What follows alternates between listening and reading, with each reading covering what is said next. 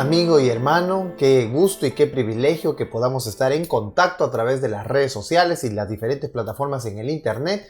Te saluda el pastor Andy Esqueche para darte la bienvenida a estos nuestros 10 días de reavivamiento. Sí, así es, estamos en 10 días de reavivamiento y el día de ayer habíamos hablado acerca de la oración, un tema muy especial, y si tú gustas conocerlo, pues puedes ir al video anterior del día 5 que habla acerca de la oración. Y hoy estaremos hablando acerca de el inicio de una nueva vida. ¿Y de qué trata este inicio de una nueva vida? Pues bien, vamos a estudiar en esta oportunidad lo que la Biblia dice sobre el camino a realizar para que nosotros volvamos a nacer.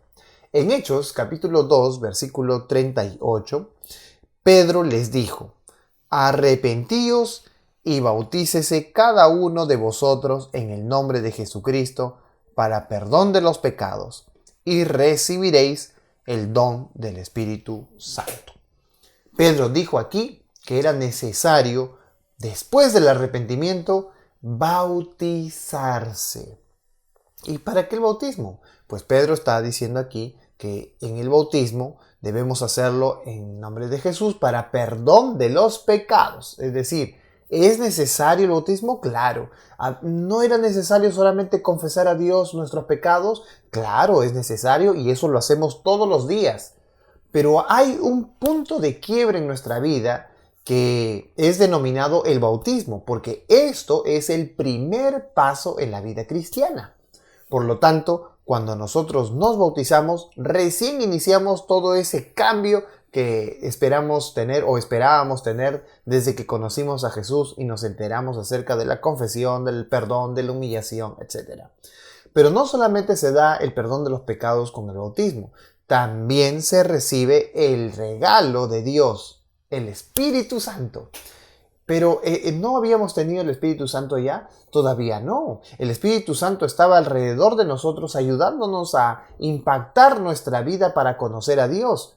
Pero posterior al bautismo o en el bautismo, el Espíritu Santo queda a nuestro lado. Lo hablaremos el día de mañana acerca de cómo hace esto posible. Específicamente un momento en el cual el Espíritu Santo llega a nuestra vida es desconocido. Sin embargo, mañana hablaremos más de estos detalles. Vamos a hablar ahora de lo que corresponde a la primera parte, que es el bautismo.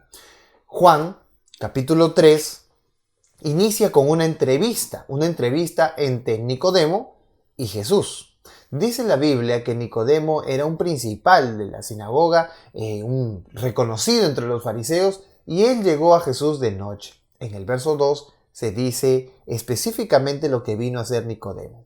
Dice así: este vino a Jesús de noche y le dijo: Rabí, sabemos que has venido de Dios como maestro, porque nadie puede hacer estas señales que tú haces si no está Dios con él. Esto demuestra que Nicodemo en realidad no creía en Jesús como Cristo, como Dios, como el Hijo de Dios, sino creía que Jesús era apenas un simple maestro, un maestro que curaba, sanaba y enseñaba. Pero no creía Nicodemo, que era alguien que conocía las Escrituras, debió conocer inmediatamente que Jesús era el Hijo de Dios. Pero en la declaración que hace Nicodemo acerca de Jesús, en realidad no conocía bien, no podía ver quién era Jesús. Por lo tanto, Jesús le responde en el verso siguiente, verso 3. Respondió Jesús y le dijo: de cierto te digo, que el que no naciere de nuevo no puede ver el reino de Dios. Así que nacer de nuevo traería como consecuencia la solución para Nicodemo, cuya solución era poder ver el reino de Dios. No se daba cuenta. El problema de Nicodemo es que él estaba ciego delante de la presencia de Jesús y no pudo reconocer que Jesús era el Hijo de Dios, sino él tendría que haber sido bautizado primero. Así que como no lo podía reconocer, necesitaba el nuevo bautismo. Y Jesús se lo dijo: es necesario que nazcas de nuevo. Verso siguiente, verso 4. Nicodemo entonces responde. Nicodemo le dijo: ¿cómo puede un hombre nacer siendo viejo? ¿Puede acaso entrar por segunda vez en el vientre de su madre y nacer? La visión de Nicodemo era una visión carnal. Él quería solucionar con sus propios caminos el camino hacia Dios. Lo que habíamos hablado en los días anteriores. A veces queremos ir a Dios tal y como nosotros somos, cuando deberíamos, queremos ir con nuestro propio camino, queremos ir con nuestra propia situación, queremos ir con nuestro propio lineamiento. Pero para Dios necesitamos empezar como estamos, porque debemos iniciar un nuevo camino. La visión carnal de Nicodemo ponía en exposición a Nicodemo realmente de lo que él no era capaz de entender acerca de Jesús. Así que Jesús declara por segunda vez en el verso 5, diciendo lo siguiente: respondió Jesús, de cierto te digo, que el que no naciere de agua y del Espíritu no puede entrar en el reino de Dios. Así que es necesario nacer de agua y del Espíritu. Si tú te das cuenta, entre el verso 3 y el verso 5 encontramos dos situaciones que parecen ser las mismas. Jesús le dice en el verso 3, el que no nace de nuevo. Y en el verso 5 le vuelve a decir Jesús, el que no naciere de agua y del Espíritu. Así que nacer de nuevo es nacer de agua y del Espíritu, cuyo resultado nos llevará a dos verbos en el verso 3 y en el verso 5. Ver el reino de Dios, darse cuenta, y en el verso 5, entrar en el reino de Dios. Para ver y entrar es necesario nacer del agua y del Espíritu. Y una de las grandes preguntas que muchos de nosotros nos hacemos es la misma pregunta que Nicodemo se hizo. Verso 9. Respondió Nicodemo y le dijo, ¿cómo puede hacerse esto? Pues bien, necesitamos nosotros comprender qué es la muerte por el pecado para comprender qué es la vida que viene por Jesús. No podemos saber cómo es el nuevo nacimiento si primero no sabemos cómo dejar de existir como estamos. Porque esto demanda que volvamos a nacer de nuevo, pero esto tiene que morir. Pues bien, ¿de qué muerte estamos hablando? No de una muerte física, estamos hablando de una muerte espiritual, porque el nuevo nacimiento también es espiritual.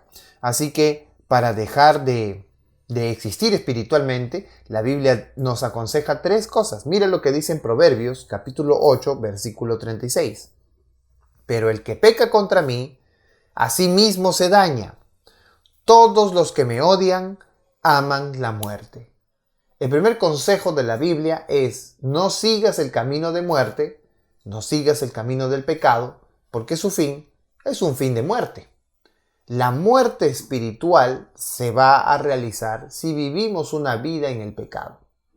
Segundo texto se encuentra en Romanos capítulo 6, verso 23. Dice así: porque la paga del pecado es muerte, pero la dádiva de Dios es vida eterna en Cristo Jesús, Señor nuestro. El pecado paga, y paga terriblemente, paga con la muerte. Sin embargo, el texto también abre una esperanza.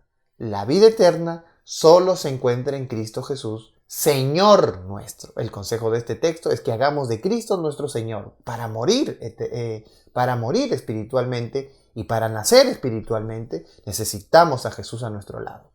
Colosenses capítulo 2, verso 13 dice: y cuando estabais muertos en vuestros delitos y en la incircuncisión de vuestra carne, os dio vida juntamente con él, habiéndonos perdonado todos los delitos. Nuestra vida pecaminosa es una vida de muerte. Es una vida que realmente no va a continuar bien. Por esa razón necesitamos de Jesús para nacer de nuevo. Sin embargo, hay tres características que nos dicen que realmente estamos muertos espiritualmente. Pero para saber cuáles son esas características, necesitamos primero saber las características de un muerto físico. Pues bien, la primera característica de una persona que está muerta físicamente es la siguiente: ¿respira o no respira? Pues bien, como tú sabes, la persona que respira está viva, pero si no respira, pues está muerta. Así que la primera cosa que nosotros buscamos o hacemos para darnos cuenta si una persona está muerta o viva es saber si respira, ¿verdad? Cuando alguien está mal y alguien ha sufrido un accidente, inmediatamente nos acercamos hacia su nariz para ver si respira. Y si respira, está vivo. Pero si no respira, entonces está muerto. Primera característica, las personas que han muerto no respiran. Segunda característica importante, necesaria para saber si una persona está muerta es: ¿ve o no ve? Los muertos, ¿ven? No ven. Excelente. Y entonces, ¿por qué cuando mueren nuestros parientes les cerramos los ojos si ya no ve? Ay, es que a veces podemos sentir miedo de que nos esté viendo, ¿verdad? Falso, el muerto ya no ve. El muerto no percibe nada, está muerto. Y entonces, ¿por qué le cerramos los ojos? Porque en nuestro corazón, en nuestro interior, el ser humano sabe que la muerte es apenas un sueño. Por eso que le cerramos los ojos, así como cuando nosotros dormimos. O quien duerme con los ojos abiertos. Quizás semiabiertos, pero abiertos en su totalidad es muy difícil. Es necesario dormir con los ojos cerrados. Y por esa razón le cerramos los ojos a nuestros muertos, los párpados. Para que tengamos nosotros, porque para él está muerto, nosotros la idea de que realmente está durmiendo o está descansando. Así que la segunda característica de un muerto es que no ve. Tercera y última característica de una persona muerta es que cuando lo enterramos echado. Pero si no se cansa, podríamos enterrarlo de pie, ¿verdad? ¿Por qué no ponemos a nuestros muertos de pie? ¿Por qué ponemos a nuestros muertos echados? ¿Por qué los sepultamos echados? Por la característica que habíamos dicho hace un momento, que cuando nosotros enterramos a nuestros muertos, pensamos que ellos están simplemente descansando, durmiendo. Y por esa razón los sepultamos echados, como si estuvieran durmiendo. La Biblia hace referencia a estas mismas tres características de un muerto físico, pero en referencia a lo espiritual. Mira lo que dice 1 Corintios capítulo 2, verso 14. Pero el hombre natural no percibe las cosas que son del Espíritu de Dios, porque para él son locura, y no las puede entender, porque se han de discernir espiritualmente. Aquí entonces él no puede respirar, no puede conocer el ambiente espiritual, no vive el ambiente espiritual porque él está viviendo carnalmente. El hombre natural no percibe, no respira las cosas del espíritu porque sencillamente anda respirando otro tipo de cosas. El hombre natural, pero el hombre espiritual sí puede percibir, sí puede oler el ambiente, respirar aire puro del Espíritu Santo. Segunda cosa, no ve. 1 Corintios capítulo 2, verso 15 dice lo siguiente: en cambio, el espiritual juzga todas las cosas, pero él no es juzgado de nadie. Así que cuando nosotros queremos ver y saber qué juicio se determina sobre qué cosas estamos nosotros tratando de darle un equilibrio, es allí donde necesitamos la vida espiritual para discernir correctamente, para juzgar bien las cosas. Pero la persona que no ha nacido espiritualmente no ve, está ciega. Tercera característica. Hemos dicho que la tercera característica es ser sepultado. Mira lo que dice Romanos capítulo 8 versículo 6. Porque el ocuparse de la carne es muerte, pero el ocuparse del espíritu es vida y paz. Así que si vives para ocuparte de las cosas de la carne, lamentablemente moriremos. Llegaremos a la muerte sin cumplir nada. Por ejemplo, ¿quieres dinero? En la muerte llevarás tu dinero. No. ¿Tienes riquezas? Tampoco las llevarás. ¿Tienes ropa? Tampoco las llevarás. ¿Tienes casas? Tampoco las llevarás. ¿Familia? Sí, pero tampoco la llevarás. No llevas nada cuando mueres. Así que para vivir debemos nosotros morir en la carne. Dice Romanos capítulo 8, versículo 13 lo siguiente: porque si vivís conforme a la carne, ¿qué va a pasar? Moriréis. Pero si por el Espíritu hacéis morir las obras de la carne, viviréis. ¿Cómo se puede morir a la carne o al mundo? Bueno, Cristo ya murió por nosotros, Él murió al mundo, murió a la carne. Y ahora nosotros necesitamos hacerlo. Pero sí necesitamos a Jesús para que esto realmente suceda. Miren lo que dice Romanos capítulo 6, versículo 3. ¿O no sabéis que todos los que hemos sido, escucha bien, bautizados en Cristo Jesús, bautizados, hemos sido bautizados en su muerte? Así que hay alguien que ya murió la muerte que nosotros deberíamos morir. La murió Jesús. Pero yo no puedo irme a crucificar con Jesús porque eso fue hace 2000 años atrás. ¿Cómo haría yo para retroceder el tiempo y morir con Jesús en la cruz del Calvario? No hay forma. Así que la única manera es que yo muera aquí. ¿Cómo? Por medio del bautismo. Romanos 6.3 está diciendo que si nosotros nos bautizamos en Cristo Jesús, nos bautizamos, nos sepultamos en su muerte, porque la palabra bautizo viene del griego baptizo, que significa sumergir, sepultar. Qué bueno que Jesús dejó el símbolo del agua, porque si fuéramos sepultados en la arena, no lo contaríamos después. Pero qué bueno que fue en el agua para que nosotros pudiésemos entender la muerte del pecado y la resurrección a la vida eterna. La muerte nos asegura que en realidad creemos en Jesús, pero esta muerte debe estar simbolizada en el bautismo. El bautismo por agua revela que creemos en la muerte de Jesús, por lo tanto aceptamos morir al mundo y vivir para Dios.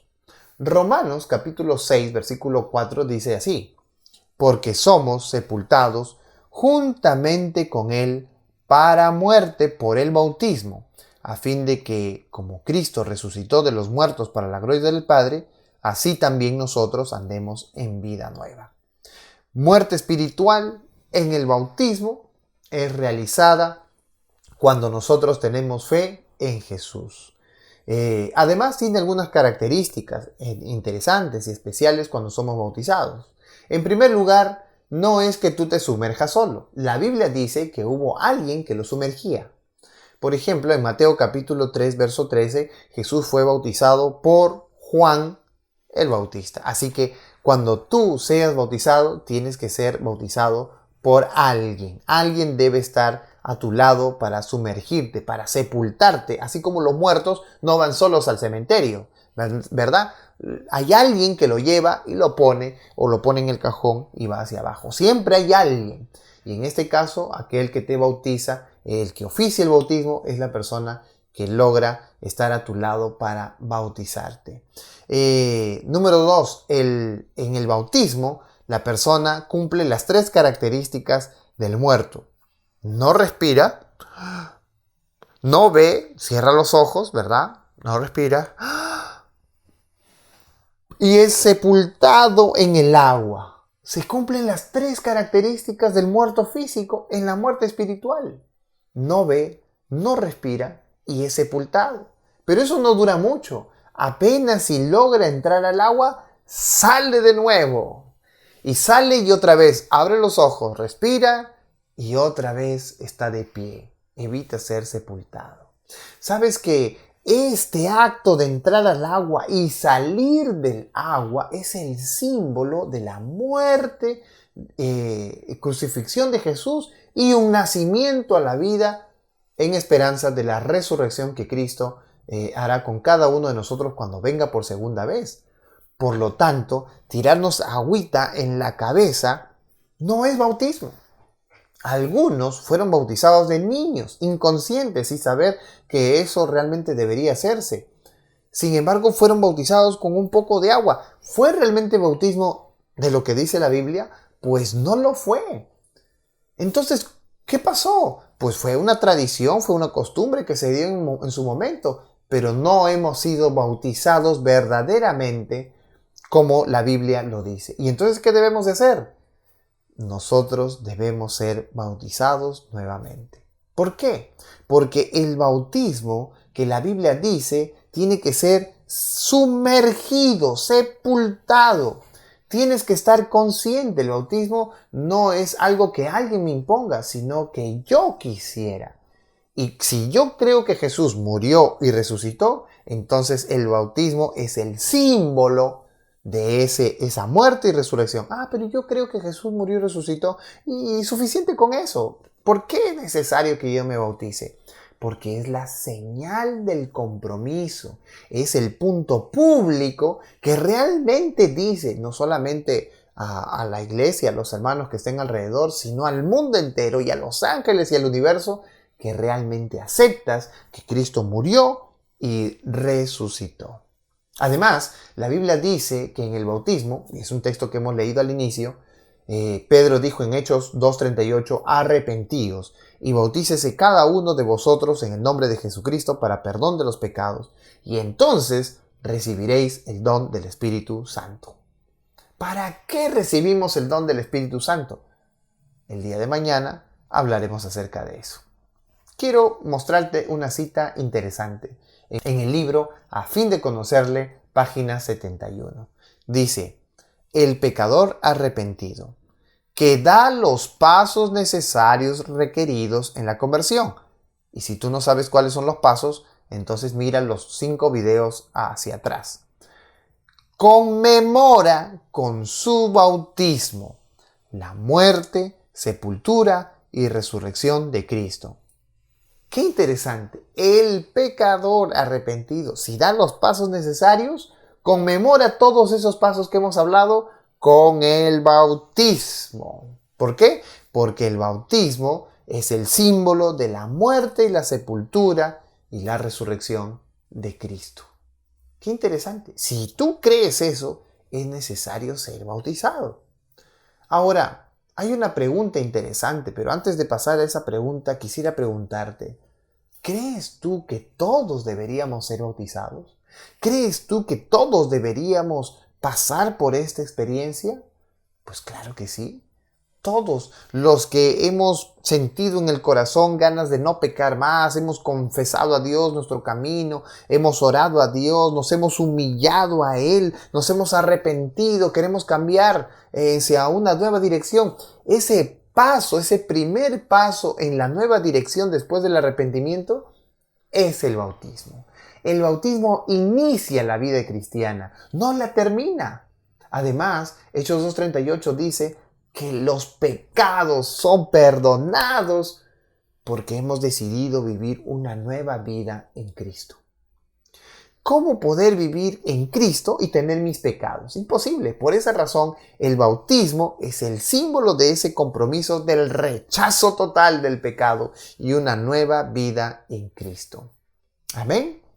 Ahora déjame preguntarte, ¿el bautismo cambiará a las personas? Escucha bien este párrafo del libro Alza tus ojos, página 180. Dice así, el bautismo puede repetirse vez tras vez, pero no tiene poder inherente para cambiar el corazón humano. El agua no es un agua bendita, el agua no tiene cloro santo, el agua no tiene absolutamente nada, es agua. El pastor no es alguien que va a traerte sanidad. Tampoco, no hay nada mágico en el bautismo. Y entonces, ¿cómo tiene el poder de poder perdonar los pecados? Solo y únicamente por la promesa de Cristo. Nada más. Por eso Pedro dijo que si te arrepientes y te bautizas, los pecados serán perdonados. No porque el agua lo perdona, no porque al sumergirte te perdonas, no, sino por la decisión que hay en el corazón de vivir esa nueva vida en Cristo. Esa decisión te lleva al primer paso, que es el bautismo. Pero el bautismo en sí no tiene poder inherente para hacer nada. El agua no te calma, no te limpia, no hace nada, te moja. ¿Pero qué hace entonces el cambio? Tu decisión. ¿Saben? Algunos me han preguntado, pastor, ¿usted hace cuántos años se ha casado? Bueno, yo hace muchos años, ya llevamos de casados cerca de 12 años. Y en el sermón, el pastor no le dijo a usted, y ahora serán los dos una sola carne. ¿Y cómo es posible que ustedes no se hayan pegado, ¿verdad? No se hayan juntado, no caminen ahí pegaditos, una sola carne. Seguimos siendo dos. ¿Y entonces por qué la Biblia dice una sola carne? Nos hemos unido, sí, por el matrimonio, sí. Vivimos juntos, sí, claro. Pero en el matrimonio lo más importante es el compromiso. Y ese compromiso tiene una ceremonia, la ceremonia del matrimonio. Y a partir de allí vivimos juntos por el compromiso. Lo mismo pasa con el bautismo. El bautismo es un compromiso con Dios, un nuevo nacimiento. Tiene la manera de simbolizar la muerte y la resurrección de Cristo si tú crees en eso. Así que hoy es un día importante. Hoy es el día de salvación. Segunda de Corintios capítulo 6, verso 2 dice: en tiempo aceptable te he oído y en día de salvación te he socorrido. He aquí el tiempo aceptable, he aquí ahora el día de salvación. Hoy es el día de salvación. Esta no es una frase de marketing, este es un texto bíblico. Hoy es tu oportunidad, hoy es la oportunidad para iniciar una nueva vida en Cristo y los pecados serán perdonados. Todo lo que hicimos atrás quedará olvidado para Dios. Pero hoy necesitamos hacer la decisión importante en nuestras vidas. Hoy necesitamos tomar la decisión sagrada de entregarnos a Cristo Jesús a través del bautismo. Hoy tú tienes la oportunidad. Hoy, ahora que sabes qué significa realmente el bautismo, tienes la oportunidad de entregarte a Jesús sin medida. Tienes la oportunidad de empezar un nuevo camino y este primer paso con el compromiso de unirte a Jesús para siempre. Si hoy has tomado esa decisión, entonces pon allí en los comentarios del Facebook o del YouTube #hoy es el día de salvación. Hoy es el día de salvación y hoy es tu día. Hoy es el día de salvación para ti. ¿Aceptas a Jesús? Voy a orar por ti en esta oportunidad. Voy a orar para que Dios pueda cambiar tu corazón y para que puedas entregarte a Él sin medida. Gracias, oh Dios, por darnos este momento especial. Gracias, oh Dios, porque nos has enseñado todo el proceso, todo el camino hacia ti. Y hoy necesitamos tomar este primer paso, el paso del compromiso contigo. Te pedimos, oh Dios, que puedas ayudarnos a tomar la decisión. Hay muchos que están detrás de las cámaras, hay muchos que están allí en su casa, en su computadora, en su celular, en su iPad, viendo, Señor, la transmisión de este video. Te pedimos, Señor, que si su corazón ha decidido entregarse a ti a través del verdadero bautismo, te pedimos, Señor, que tu Santo Espíritu pueda tomar su vida y que esa decisión sea firme hoy y siempre. Que este primer paso sea realmente hecho con seguridad, Señor, porque hoy es ese día de salvación. Te pedimos, oh Señor, tu cuidado, tu protección sobre cada uno de los que han decidido bautizarse. Te lo pedimos en el nombre de Jesús. Amén.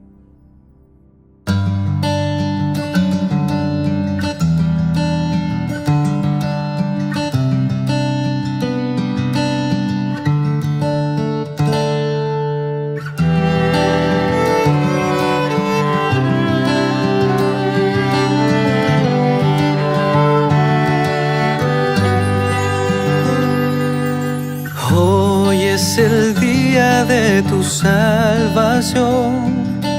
Es hoy, sin vacilar, ruega en oración.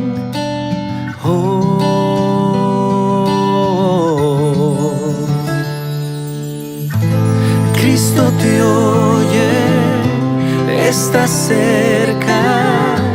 Aunque errante estés, hoy es el día de tu salvación. Deja que te limpie.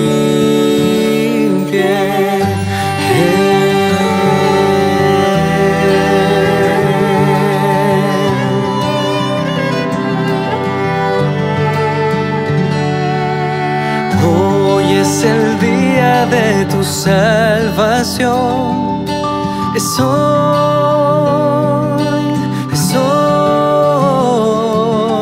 sin vacilar, ruega en oración.